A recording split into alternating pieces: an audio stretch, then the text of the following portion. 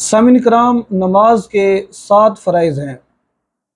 Number 1 तकबीर तहरीमा, number 2 क़ियाम यानी खड़े होकर नमाज अदा करना, फ़र्ज़ नमाज, वितर नमाज, सुन्नत नमाज में क़ियाम फ़र्ज़ है। अगर ये नमाज़ें कोई बैठ कर अदा करेगा बग़ैर किसी उज़र के, बग़ैर किसी वजह के, तो उसकी नमाज अदा नहीं होगी। और नवाफिल नमाज में क़ियाम फ़र्ज़ नहीं है, वो आप बैठ कर भी आप पढ़ सकती हैं। नंबर 3 क़िरात यानी मुतलक़न एक आयत का पढ़ना, फ़र्ज़ नमाज की पहली 2 रकातों में और सुन्नत, वितर और नवाफिल की हर रकात में फ़र्ज़ है।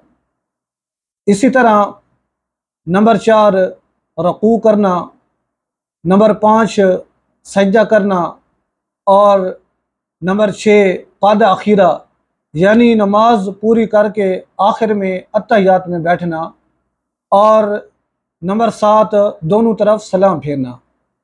तो ये नमाज के 7 फ़राइज़ हैं।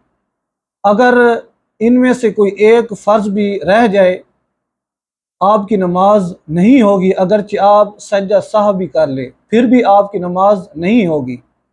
दुआ है कि अल्लाह तबारक व तआला हमें इस पे अमल करने की तौफ़ीक़ अता फ़रमाए। आमीन।